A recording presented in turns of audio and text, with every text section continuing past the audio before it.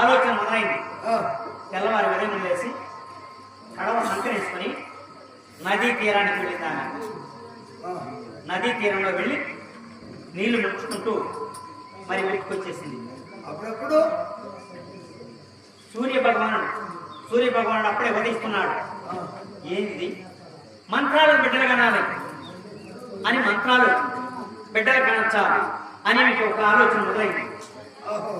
సరే చూద్దాం, ఒకవేళ ఈ మహర్షి వెళ్ళిపోయాడు కదా, ఇది నిజమా అబద్ధమా తెలుసుకున్నాను అనుకుని అట్లే స్నానం చేసేసిందా నది తీరాన.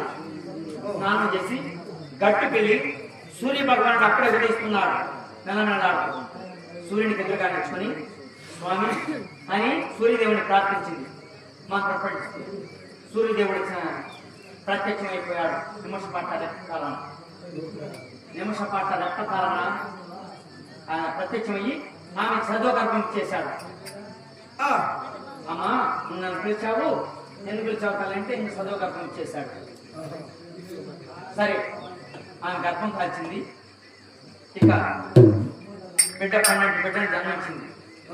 12 బిడ్డకు జన్మనిస్తే అరే మనం మంత్రాలు బిడ్డలు పుడతారనేసి ఆయన చెప్పాడు. మనమేమో పఠనం చేశాము, మరి బిడ్డ పుట్టిపోయాడు. ఈ బిడ్డను తీసుకుని వెళ్ళి మనం ఇంటికి వెళ్తే ఈ బిడ్డ ఎవరన్నా అంటే మనం ఏమని చెప్పాలి మన తల్లిదండ్రులకు? ఒకవేళ చుట్టుపక్కల వారు ఈ బిడ్డ ఎవరన్నా అని అడిగితే మనం ఏం చెప్పేది అని ఆలోచన మొదలైంది. సరే మళ్ళా ఆ సూర్య భగవాన్ని ప్రార్థించింది. ప్రత్యక్షమయ్యాడు. స్వామి నేనేమో తెలిసో తెలియక నేను ప్రార్థించాను, నీ వచ్చి నాకు చదువు కట్టుకున్నా మరి బిడ్డను ప్రసాదించేశావు.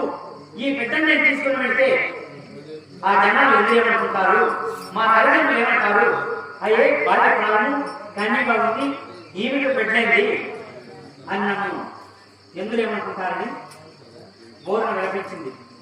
ఆయన ఏం చేశాడు, అమ్మా నీ వేళకు ఒక పెట్టె ప్రసాదిస్తాను, ఆ పెట్టెలో ఆ బిడ్డను పెట్టాను. పెట్టెను ప్రసాదించాడు. ఆ పెట్టెలో ఆ బిడ్డను పెట్టింది.